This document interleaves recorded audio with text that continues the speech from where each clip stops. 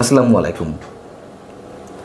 অন্তর্বর্তী সরকারের যে এজেন্ডাগুলো রয়েছে তারা যে কোনো মূল্যে তা বাস্তবায়ন করবেই এবং প্রয়োজনে ভয়ঙ্কর একটা বিভাজনের রেখা পুরো জাতির মধ্যে সৃষ্টি করে একটা গৃহযুদ্ধ তারা বাঁধানোর চেষ্টা করবে। তার ইঙ্গিত আমরা তো নানানভাবে পাচ্ছি, নানানভাবে, এবং তারই এক ধরনের একটা প্রতিধ্বনি আমরা শুনতে পেলাম শনিবার রাজধানীতে একটি অনুষ্ঠানে অ্যাটর্নি জেনারেল মোহাম্মদ আসাদুজ্জামানের কণ্ঠে। তিনি বিশাল একটা বিপ্লবী বাণী দিয়েছেন। তার বক্তব্যটা একটু ছোট্ট করে শোনায় আগে। অ্যাটর্নি জেনারেল বলছেন, আন্তর্জাতিক অপরাধের ট্রাইব্যুনালে যারা দণ্ডিত হবেন তারা নির্বাচনে অংশ নিতে পারবেন না। খুব ভালো কথা, আমরা জানি সবাই। এবং দণ্ডিত করার প্রক্রিয়া, বিচারিক প্রক্রিয়া, তাদের পক্ষ থেকে কীভাবে কী করা হয়েছে তাও কম বেশি আমরা জানি। অ্যাটর্নি জেনারেল বলছেন, আওয়ামী লীগের সঙ্গে সবচেয়ে ভয়ঙ্কর যে বক্তব্যটি তিনি দিয়েছেন শনিবার, তিনি বলছেন যে আওয়ামী লীগের সঙ্গে যারা জড়িত তাদেরও আইনের আওতায় আনার সুযোগ আছে। তার মানে কি? সুযোগ যেহেতু আছে, আইনের আওতায় আনা হবে। আচ্ছা, পরে আসছে বিষয়ে। রাজনৈতিক দ্বন্দ্ব থাকলেও আওয়ামী লীগের বিরুদ্ধে সব দল ঐক্যবদ্ধ, মানবতা বিরোধী অপরাধের দল হিসেবে আওয়ামী লীগের বিচার করা যাবে। তার মানে বিচার করবে, নিঃসন্দেহে একটা বিপ্লবী বাণী। কিন্তু আওয়ামী লীগের সঙ্গে যারা জড়িত তাদের সবাইকে বিচারের আওতায় আনা যাবে, আনার সুযোগ রয়েছে, এই কথার অর্থ কী? এমন আইন কোথায় বাংলাদেশের? যারা গুম, খুন, দুর্নীতি, লুটতরাজ, টাকা পাচার ইত্যাদি ইত্যাদির সঙ্গে জড়িত তাদের সবার বিচার হোক, কেউ তো আপত্তি জানাচ্ছে না। কিন্তু আওয়ামী লীগের সঙ্গে জড়িত তার মানে কি? কত কোটি মানুষের বিচার তারা করতে চায়। এই নতুন তত্ত্ব কোত্থেকে হাজির করলেন অ্যাটর্নি জেনারেল সাহেব? দেখুন, যে হিসাবটা দিতে চাচ্ছি এটি অনেকবার দেওয়া হয়েছে এর আগে, তারপরও একটু শোনায় আলোচনার জায়গা থেকে। আওয়ামী লীগের ভোট ব্যাংক কত ছিল, মানে কত ভোটার ছিল? 35 থেকে 40%। আওয়ামী লীগের জনপ্রিয়তা কমেছে, যদি ধরেও নেই কত শতাংশ কমবে? 35-40 থেকে 30-25 আছে তো। বাংলাদেশে বর্তমানে যে ভোটার 12 কোটি, তার 25% কত? 2.5 কোটি, মানে 3 কোটি ভোটার। আচ্ছা, জনসংখ্যা যদি 18 কোটি হয়, তার 25% কত? প্রায় 4.5 কোটি। এই 4.5 কোটি মানুষের বিচার করবেন? 4.5 কোটি মানুষকে যখন ইচ্ছে তখন যে কোনো মামলা মোকদ্দমায় জড়িয়ে আদালতে পড়বে, কারাগারে পড়বেন? 4.5 কোটি মানুষের বিরুদ্ধে স্টিম রোলার চালানো হবে, আর এই কোটি কোটি মানুষরা চুপচাপ বসে বসে আঙুল চুষবে, কোনো ধরনের ক্রিয়া প্রতিক্রিয়া হবে না। তার মানে কি? যেভাবে পারা যায় একটা গৃহযুদ্ধের দিকে সরকার যে কোনোভাবে দেশকে নিয়ে যাবে। এই অ্যাটর্নি জেনারেলের রেফারেন্স দিয়ে প্রধান উপদেষ্টা প্রেস সচিব মিস্টার শফিকুল আলম একটি জ্বালাময়ী বক্তব্য দিয়েছিলেন। তিনি বলেছিলেন যে অ্যাটর্নি জেনারেলের কাছ থেকে তিনি নাকি শুনেছেন অন্তর্বর্তী সরকারের এখতিয়ার কতটা। অন্তর্বর্তী সরকার নাকি যা ইচ্ছে, মানে যে কোনো চুক্তি, যে কোনো সিদ্ধান্ত যখন ইচ্ছে নিতে পারে, এই রাইটসগুলো নাকি অন্তর্বর্তী সরকারের রয়েছে। এই হচ্ছে এই অ্যাটর্নি জেনারেল মিস্টার মোহাম্মদ আসাদুজ্জামানের বক্তব্য। তিনি আবার মবকে সাপোর্ট করে শনিবার একই অনুষ্ঠানে কথা বলেন। কি বলেছেন? এই মবের সৃষ্টি হচ্ছে আওয়ামী লীগের 15.5 বছরের যে কর্মকাণ্ড, তার ক্ষোভের বহিঃপ্রকাশ। কীভাবে জাস্টিফাই করছেন একজন অ্যাটর্নি জেনারেল, রাষ্ট্রের সর্বোচ্চ আইনি কর্মকর্তা হয়ে? অ্যাটর্নি জেনারেল সরকারি পদ নয়, এটা রাষ্ট্র নিযুক্ত পদ। তারপরও আমাদের দেশের যে সংস্কৃতি, তাতে অ্যাটর্নি জেনারেলরা সবসময় সরকারের পারপাসে সার্ভ করেছে, আমরা জানি। যে কোনো আইনি বিষয়ে সরকারকেই সমর্থন করেছে, রাষ্ট্রকে নয়। সব মেনে নিলাম, কিন্তু এ ধরনের ভয়ঙ্কর বিশেষ একটি দলের বিরুদ্ধে দাঁড়িয়ে এ ধরনের ভয়ঙ্কর বক্তব্য দিয়েছেন, ন্যাক্কারজনক, পুরো লেজর বৃত্তি সম্পন্ন বক্তব্য কারোর মুখ থেকে আমরা শুনেছি? আমার তো মনে পড়ে না। এদিকে পুলিশের বড় বড় কর্তারা তারাও বিভিন্ন ধরনের সভা সমাবেশে, রাজনৈতিক সভা সমাবেশে উপস্থিত হয়ে তারাও বৈপ্লবিক বাণী ছাড়ছেন। যেমন বৃহস্পতিবার রাজধানীতে জামাতের একটি অনুষ্ঠান ছিল। রাজধানীর আজিমপুর এলাকায় ঢাকা 7 আসনের জামাতের সংসদ সদস্য পদপ্রার্থী হাজী এনায়েত উল্লাহর উদ্যোগে এই সমাবেশটি ছিল। সেখানে উপস্থিত হলেন কে? লালবাগ থানার সহকারী commissioner mister Shah Alam. Mister Shah Alam ওই অনুষ্ঠানে উপস্থিত হয়ে বলছেন, বক্তব্যটা শুনুন, আগের ফ্যাসিস্ট সরকার পুরো দেশ বিক্রি করে দিয়েছে। ভাই, দেশ বিক্রি করে দিলে আবার কীভাবে দেশ পুনরুদ্ধার হলো ঠিক বুঝলাম না। আচ্ছা, এটা আপনারা সবাই জানেন, পত্রিকাতেও পড়েছেন, পত্রিকা থেকে নাকি আমরা পড়েছি আওয়ামী লীগ দেশ বিক্রি করে দিয়েছিল। এখন একটা সুযোগ এসেছে দেশের জন্য কাজ করার। আপনারা এলাকায় কাজ করবেন, কর্মীর সংখ্যা বাড়াবেন। মানুষটা হচ্ছে সরকারি চাকরিজীবী, পুলিশের ঊর্ধ্বতন কর্মকর্তা, তিনি জামাতের কর্মীর সংখ্যা বাড়াতে বলছেন। আমরা পুলিশ আমাদের জনগণের সঙ্গে সম্পৃক্ত হতে হবে, দেশপ্রেমিক জনগণের সঙ্গে আমরা কাজ করব। এখন একটা সুযোগ এসেছে ভোট বিপ্লবের। সরকারি চাকরি বিধি অনুযায়ী কোনো সরকারি কর্মকর্তা কোনো রাজনৈতিক দলের সভা সমাবেশে উপস্থিত হয়ে এই ধরনের বক্তব্য দিতে পারেন না, সহজ কথা, আমরা সবাই জানি। আবার এটি আওয়ামী লীগের সময় আমরা দেখেছি অনেক বড় বড় পুলিশ কর্মকর্তা তারা আওয়ামী লীগের বিভিন্ন জনের সভা সমাবেশে উপস্থিত হয়ে এই ধরনের কথা বলেছেন। আর এখন তো তারা বলবেই। কেন বলবেন? প্রতিনিয়ত যে মবের সৃষ্টি হচ্ছে, জানে বাঁচার তো একটা পথ তৈরি করতে হবে। মবের শিকার হয়ে যেভাবে পুলিশ কর্মকর্তারা সহ সরকারি কর্মকর্তাদের চাকরি যাচ্ছে, চাকরিটা তো বাঁচাতে হবে। এই হচ্ছে অন্তর্বর্তী সরকারের সময়কার কাজ। এগুলো চলছে, এগুলো চলবে, আরও ভয়ঙ্কর রূপ ধারণ করবে। এবং সবশেষে আবারও একটু আমরা আমাদের অ্যাটর্নি জেনারেল মিস্টার আসাদুজ্জামানের প্রতি শ্রদ্ধা জ্ঞাপন করতে চাই। শ্রদ্ধা জ্ঞাপন করে বিনয়ের সঙ্গে প্রশ্ন রাখতে চাই, মানুষ এতটা নিচে নামতে পারে সরকারি পদ পদবি বা রাষ্ট্রীয় পদ পদবি রক্ষার জন্য?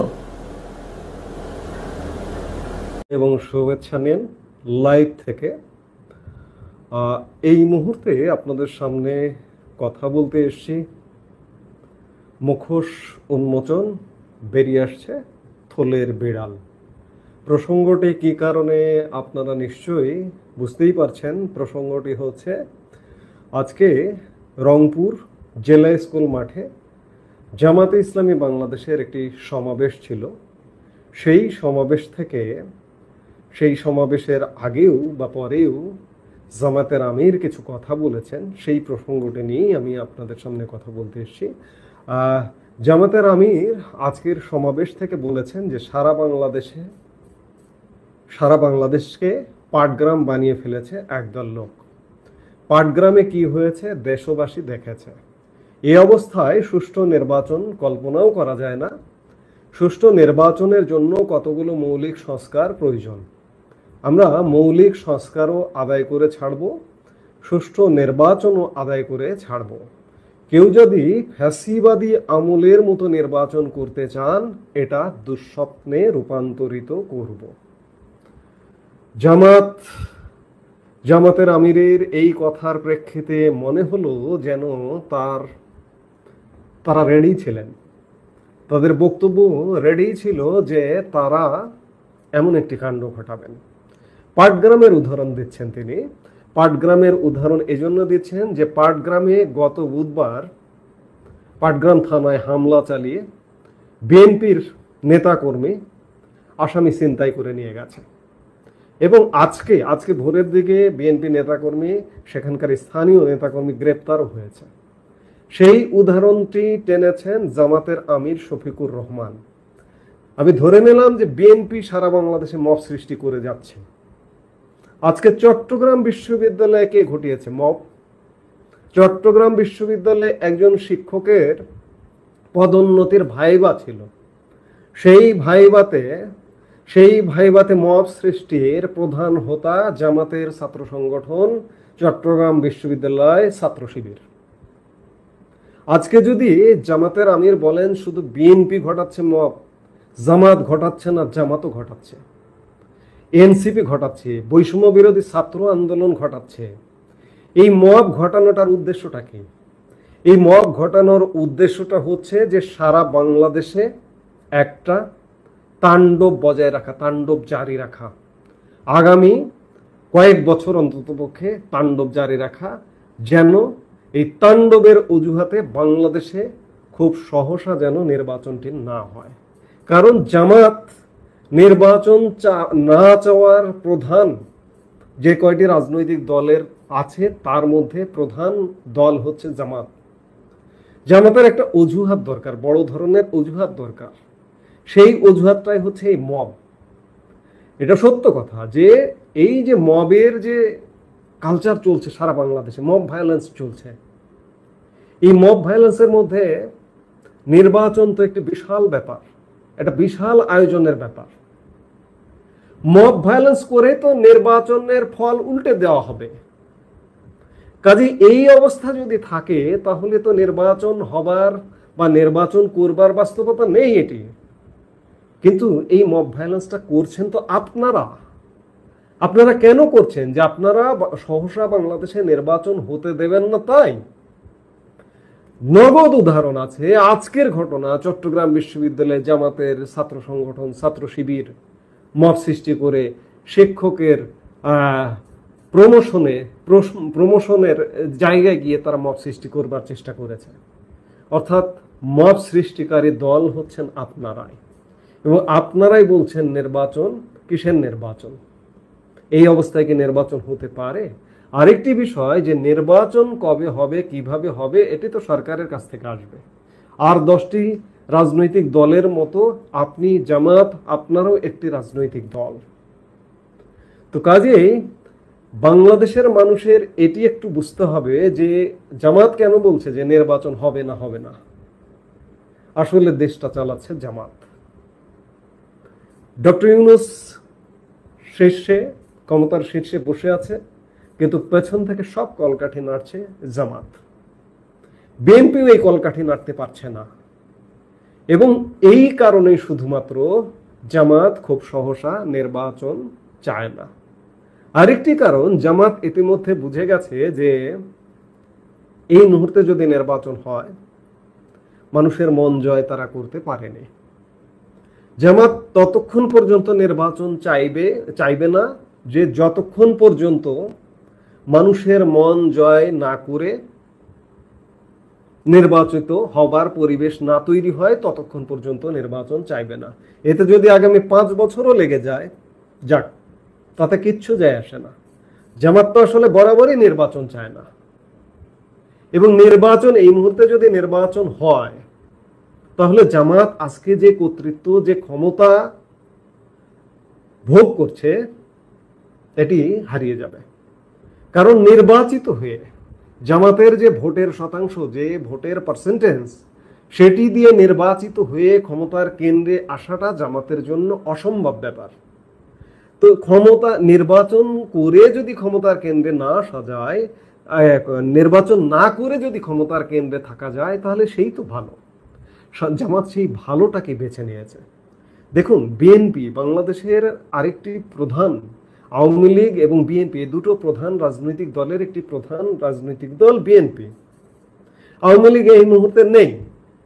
আওয়ামী লীগ যখন নেই যে মুহূর্তে, সেই মুহূর্তে মূল পাওয়ারফুল দল হিসেবে বিএনপি থাকার কথা, কিন্তু আসলে বিএনপি নেই।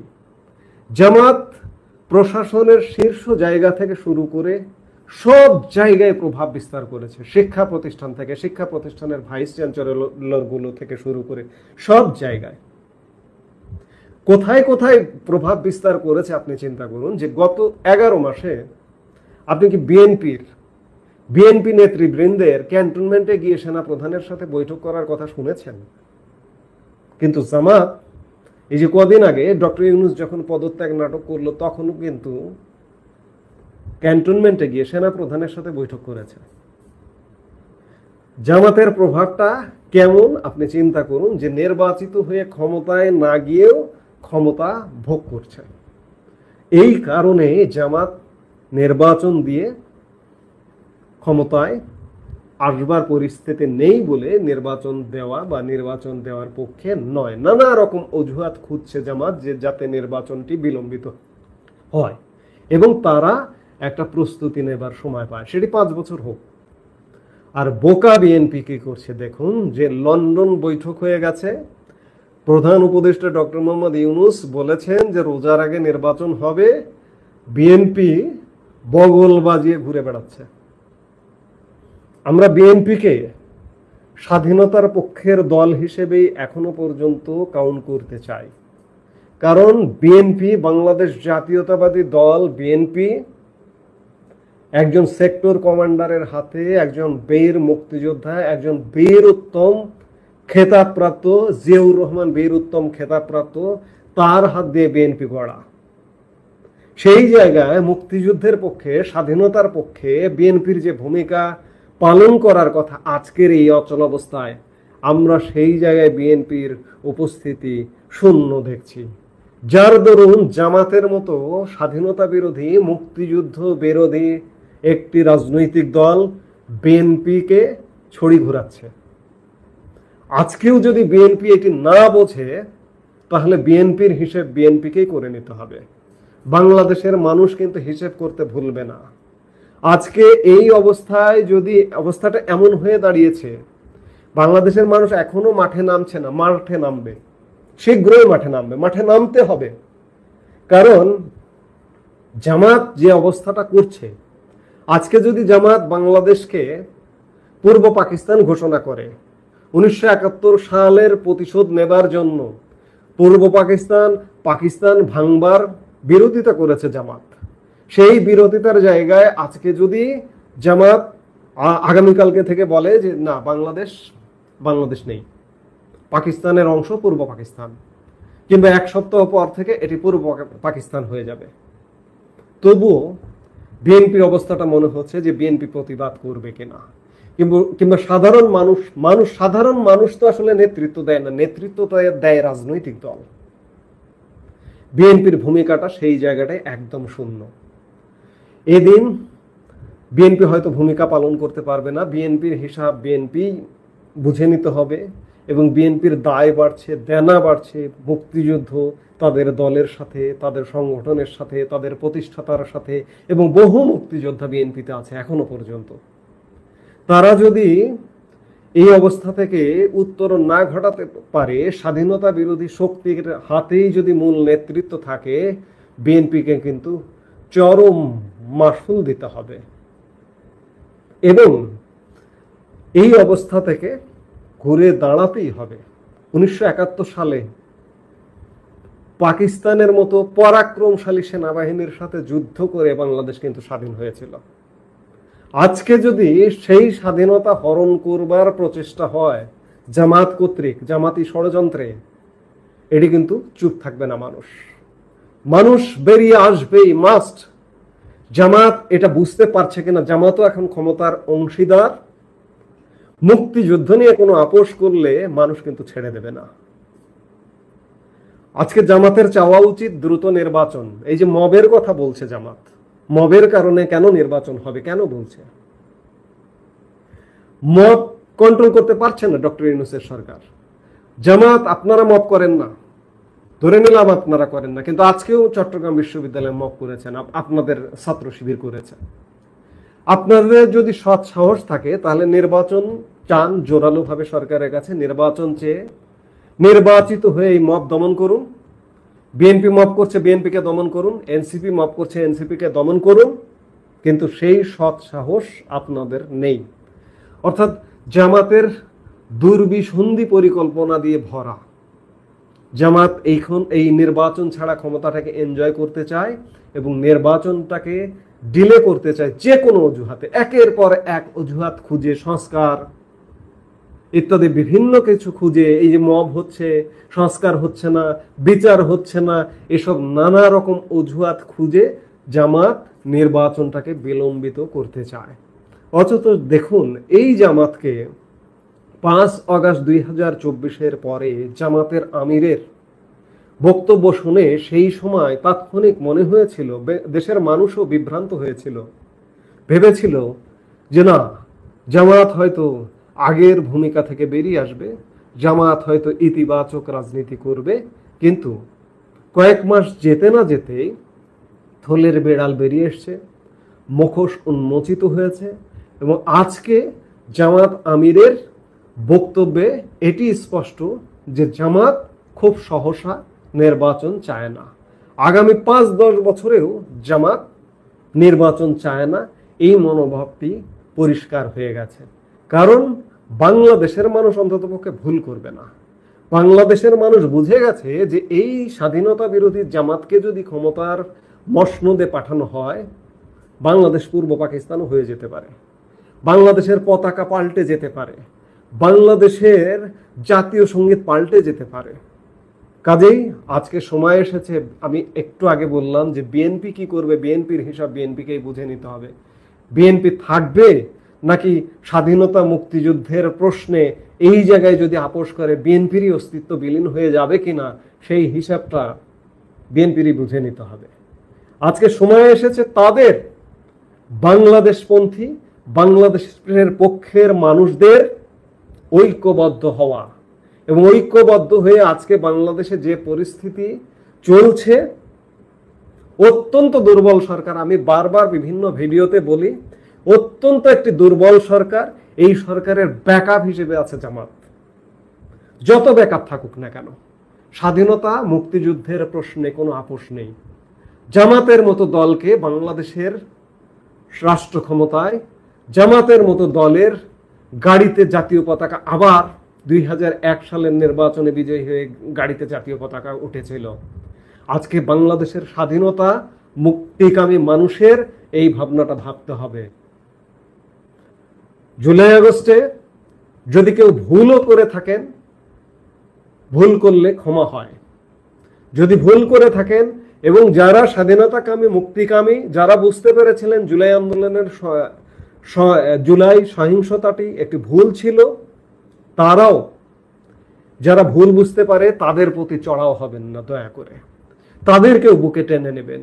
তাদেরকেও বুকে টেনে নিয়ে আমাদের একটা ঐক্যবদ্ধ বাংলাদেশ চাইতে হবে, গড়তে হবে। এবং ঐক্যবদ্ধ বাংলাদেশ গড়তে হলে, চাইতে হলে স্বাধীনতা বিরোধী, মুক্তিযুদ্ধ বিরোধী জামাতের এই করাল গ্রাস থেকে রক্ষা করতে হবে বাংলাদেশকে যে কোনো মূল্যে।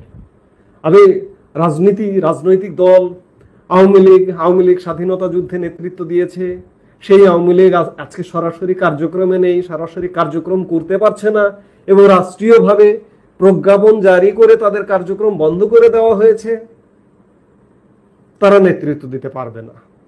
সেই জায়গায় সারা বাংলাদেশের মুক্তিকামী সাধারণ মানুষকে জাগতে হবে, নইলে আজকে এমন সময় এসছে যে বাংলাদেশের স্বাধীনতা, সার্বভৌমত্ব বিপন্ন হয়ে যাবার সময় এসে গেছে। এই থেকে রক্ষা করতে হলে বাংলাদেশের মানুষকে জাগতে হবে। জাগো বাহে কণ্ঠে সময়, এই কথাই বলতে হবে। তো আজকে জামাতের আমিরের বক্তব্যের মাধ্যমে আমি আবারও বলছি, আবারও বলে আমার কথা শেষ করতে চাই, লাইভ খুব বেশি দীর্ঘ করতে চাই না, যে জামাত বরাবরই তাদের মুখোশ উন্মোচিত, আজকে আরেকবার মুখোশটি উন্মোচন হলো এবং থলের বিড়াল বেরিয়ে এলো যে জামাত খুব সহসা বাংলাদেশে জাতীয় নির্বাচন হোক, একটি নির্বাচন হয়ে রাজনৈতিক সরকারের হাতে ক্ষমতা যাক, এটি চায় না। জামাত বর্তমানে যেভাবে ক্ষমতা এনজয় করে, সেই ক্ষমতা এনজয় করে তাদের আখের গোছানো, তাদের পরিবেশ তৈরি করবার একটি চেষ্টায় রত। এটি বুঝতে হবে আপনাদের। আজকে লাইভ এই মুহূর্তে এখানেই শেষ করছি। সবাই ভালো থাকুন, সুস্থ থাকুন।